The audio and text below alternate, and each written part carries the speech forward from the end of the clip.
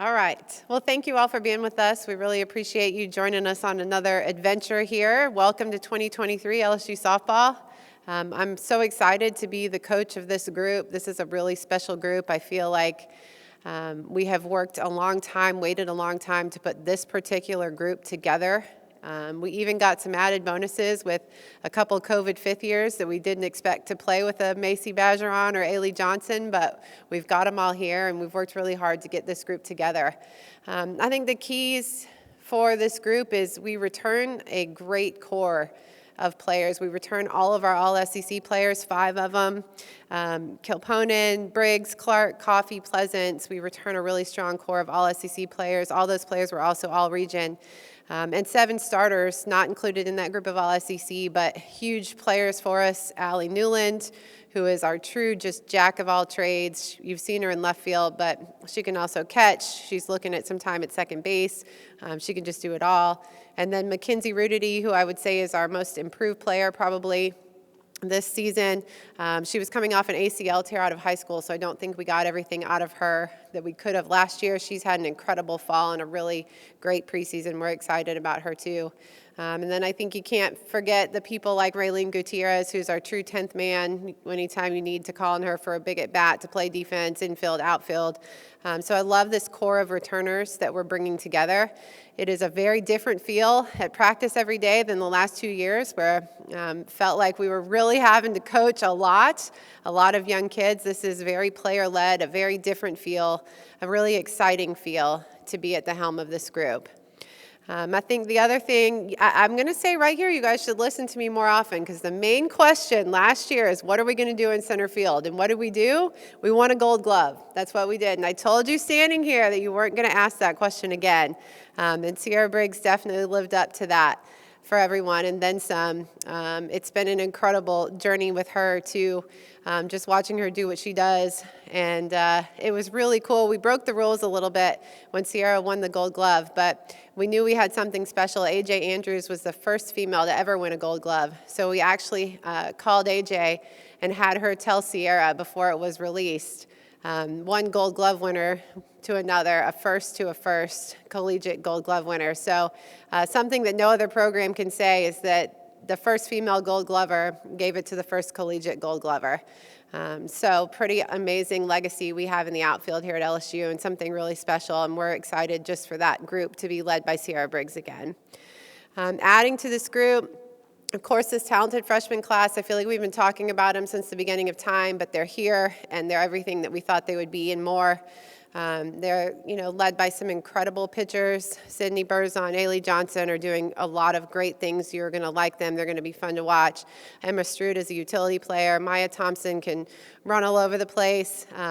Abigail Savoy does a lot of things offensively for us. And, of course, Macy Bergeron's been just a household name in the state of Louisiana for so long. And you're going to see a lot of her behind the plate and in our lineup.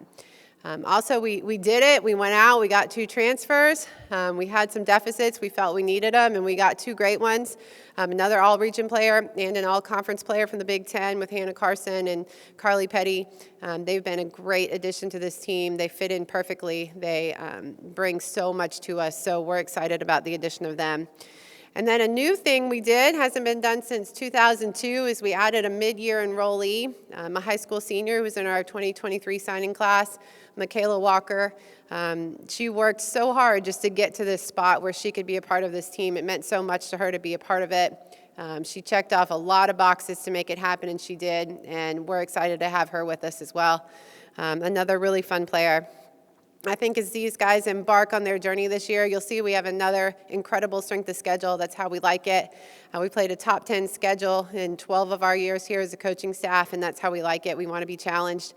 We've never set out to play a perfect season, a perfect schedule. We've set out to be battle tested at the end of every year so that we can perform against whatever we see at the end of the season. You never know what hand you'll be dealt in the postseason, so we plan to be battle tested, and I think this schedule will do exactly that. I'm excited about what you guys are going to see in 2023. Like I said, I think it took some growing and some learning and some moments that we, had to go through to get to this point. But I think the product we're putting on the field in 2023 is going to be exceptional. How is that? Informative? You have all the answers? We're ready to go? or you guys have questions? Coach, can you talk more about the pitching staff, and will Allie be the opening day starter?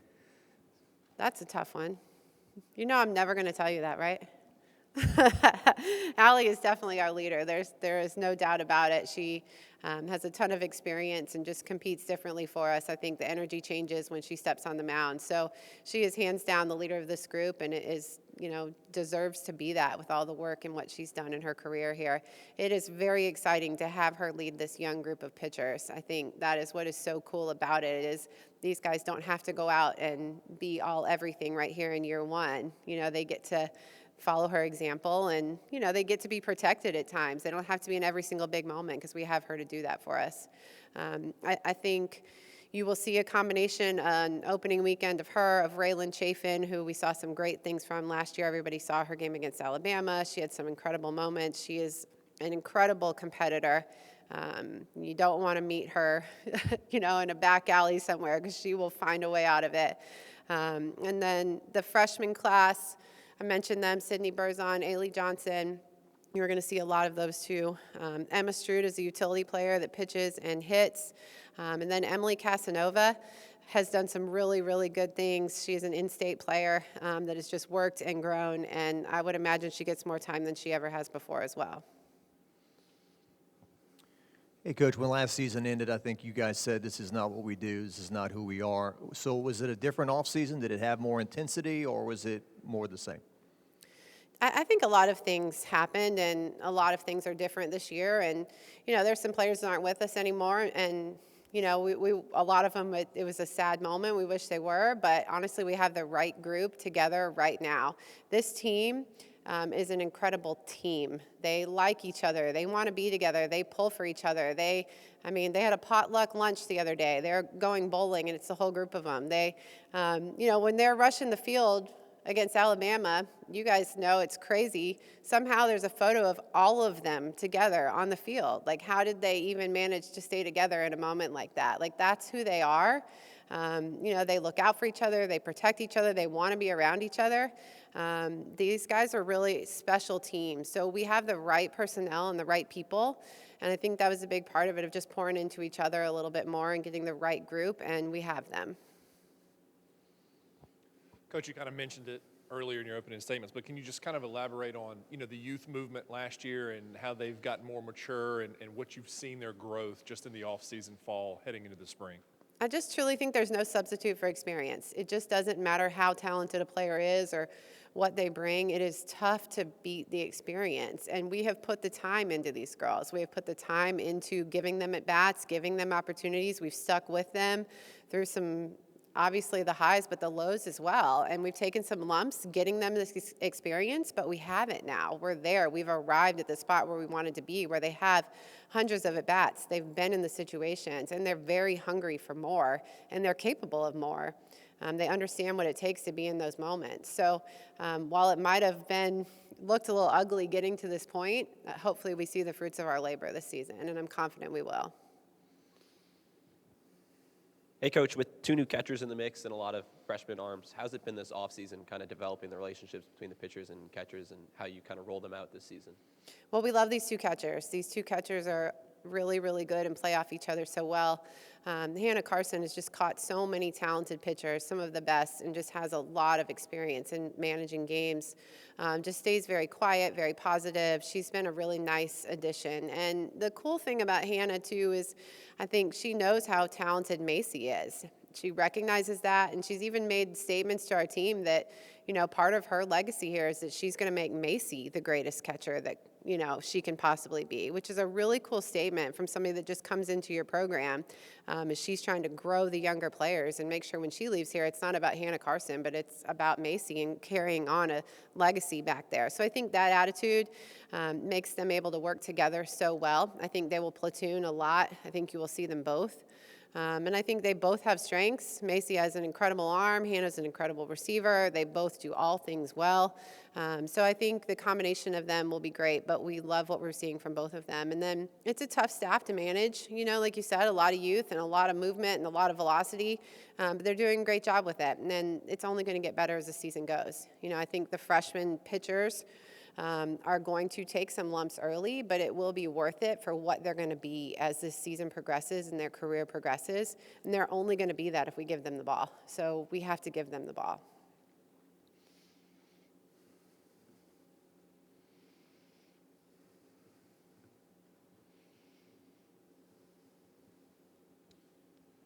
Kind of going back to that experience, can you just talk about what it means to have Taylor Pleasance, Georgia Clark, Sierra Briggs, Allie Kilpawn, that type of experience, but that also, again, maturity, being a focal point and a pillar of this team, really in the circle, with the sticks in the field, just all in together.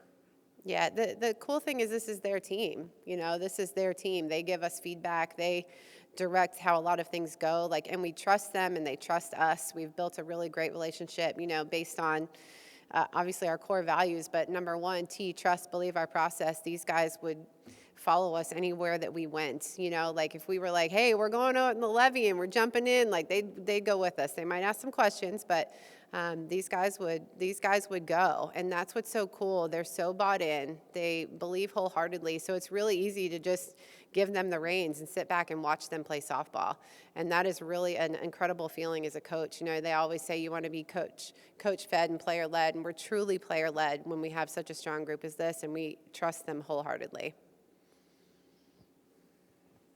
How important is it to have that continuity on the left side with Danica and Taylor, and then also Georgia playing first base, to have that foundation in your defense when you have maybe young pitchers? Yeah, I think it's a big key, and I think they are really strong. I think our defense as a whole is really strong. I love what Taylor brings to us as a leader at shortstop, and I think Danica's worked really hard to be the defensive player that she is. I think you're going to see her with leaps and bounds in what she's done. Last year was her first year at third base of her life, so I think she's going to be a lot better, a lot more improved, and she's worked hard for that. Georgia is really the field general. Even when she's not supposed to be, she still tells everyone where to go and what to do. But we love it, and she's right 99.9% of the time, so we go with it. But she is definitely the field general. And then I love this outfield. I think it is the strongest collective outfield we've probably ever put together, and we've had great outfielders. But as a whole group, we haven't mentioned Savannah Stewart yet, who is an incredible player for us too, an incredible teammate for us. Even when you talk about some of the other people in the mix of this outfield as a whole, this outfield is incredibly, incredibly strong. You said player-led team this year. How is that different from any team in the past, and how did that maybe come to be where, like you said, you guys don't have to do a lot of coaching now? Yeah, I think if you watch our practice, and Michaela Walker just joined the team a couple weeks ago, and I feel like I've barely coached her because Taylor's been coaching her, and I don't even have to wonder what Taylor's saying because Taylor's using our words. Taylor's out there telling her the things that we would have told her. She's out there saying the same things because they're bought in, they've been coachable, they've been open, they've been trusting. And that's not easy. That's not easy when you're a talented player coming in. Taylor's played for the junior national team and the national team, you know what I mean? But yet she still hears us and listens and is coachable. And that's something that I think is sometimes very undervalued. But coachability, buying into the system. So, Georgia has a freshman with her out there at first base too, Abigail, and every day they're out there giving them feedback and dialogue. It not only does it make my job easier, it makes our practices more efficient. I'm not screaming across the field trying to say, Michaela, make sure you're standing here. Taylor's already got it. Taylor's right behind her. She's got it. She's fixing this. She's fixing that. And I trust 100% that they're saying exactly what we would have said. So it's a really cool feeling. It can't happen all the time. You have to have a lot of trust and a lot of faith in what you're doing. But like I said before, I wholeheartedly trust what they're doing and saying. You return a lot of offensive production, and those are kind of proven commodities. But how about the ones that we don't know about that are either new to the program or also have been working really hard this offseason that you think are going to have great seasons at the plate? Yeah, well, Carly Petty's first game with us, she had 2 home runs against Sam Houston State, and Danica looked at me and said, "Coach, you did great." So I know everybody was really happy with the addition of Carly Petty. I think she's also just got, as they like to say, a cool vibe about her that just is really easy to play with. She kind of can refocus us and bring us back and keeps it very real. She can bring us back to reality very quickly. So I think she's not only good for our team, but she's also great for our offense. I love the depth that she brings. And Hannah Carson had a really good offensive career, too, at Michigan. So I think the two transfers are going to add a lot to that offense. Maya Townsend is a speed player, slapper that has done a lot of good things. I think if I actually looked at the numbers today, she's near the top of quality at bats for the spring scrimmages so far. She's done really, really well. So like what we're seeing from her. And then everybody knows about Macy in the state of Louisiana and all of her power numbers she's put up. And I'm sure it's going to take her a little bit of time being a freshman and being in this kind of schedule, but I know she's going to do a lot of great things. With the transfer portal, is it something that you use to supplement here and there? And would you rather coach players 3 and 4 years? And is there something to be said about team chemistry when you keep players together for 3 or 4 years? I mean, I think we're not going to shy away from the portal. Obviously, we're going to take the right kids out of the portal, and we're going to use it for filling voids. We're obviously, if there's something great and we can better our program, we're going to do it. But I think every coach would prefer to have somebody that's been in your system, right? I mean, what I just described with Taylor and Georgia and those guys being able to use our words, like that doesn't happen overnight. That happens over time. And I think a lot of your culture and things are built from having just sustained continuity with these players.